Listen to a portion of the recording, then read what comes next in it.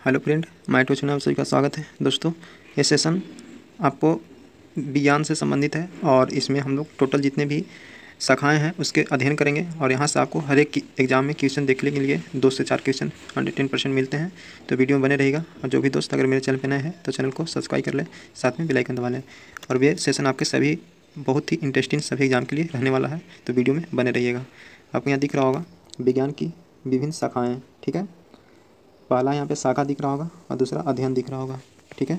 पहला है न्यूमेस्टिक, यानी न्यूमिस्मेटिक का अध्ययन किसके करते हैं, तो सिक्कों का अध्ययन क्या कहलाता है, तो न्यूमिस्मेटिक कहलाता है। एकोसिस्ट यानी एकोटिस किसको अध्ययन करता है, तो ध्वनि विज्ञान को। एकोस्टिसस यानी एस्कोटिसस अध्ययन क्या कहलाता है, तो ध्वनि विज्ञान कहलाता है। कीट पतंग का अध्ययन क्या कहते हैं, तो एंटोमोलॉजी, यानी कीट पतंग का अध्ययन क्या कहलाता है, तो एंटोमोलॉजी कहलाता है।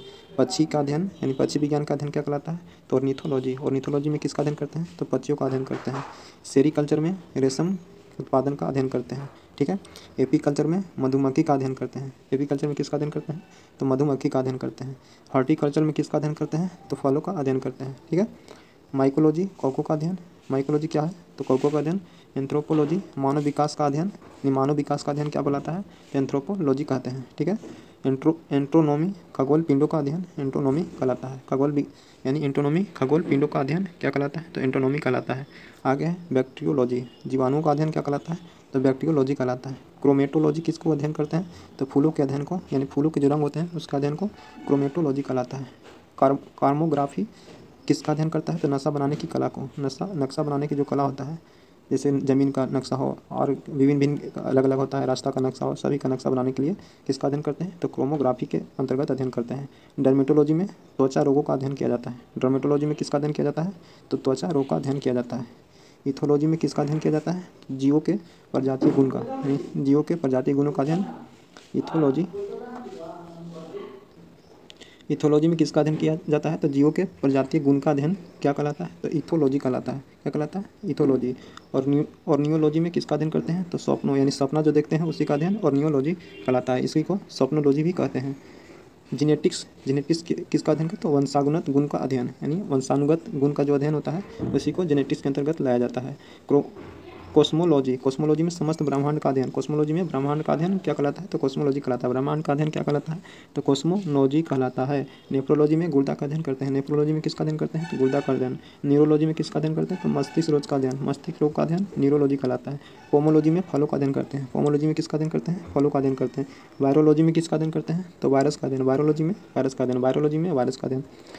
पिसीकल्चर में मत्स्य पालन का कला। मत्स्य पालन की कला को पिसीकल्चर के अंतर्गत अध्ययन करते हैं। मायोलॉजी में किसका अध्ययन करते हैं, तो मांसपेशियों का अध्ययन। मांसपेशियों का अध्ययन मायोलॉजी, मांसपेशियों का अध्ययन मायोलॉजी। आगे है गाइनोकोलॉजी में स्त्री रोग का अध्ययन क्या करता है, तो गाइनोकोलॉजी के अंतर्गत करते हैं। कार्डियोलॉजी हृदय रोग का अध्ययन। कार्डियोलॉजी जो होता है हृदय रोग का अध्ययन कार्डियोलॉजी कहलाता है। मेटालर्जी धातु विज्ञान का अध्ययन मेटालर्जी कहलाता है। जेनेटिक्स अनुवांशिक का अध्ययन जेनेटिक्स कहलाता है। अनुवांशिक का अध्ययन क्या कहलाता है, जेनेटिक्स।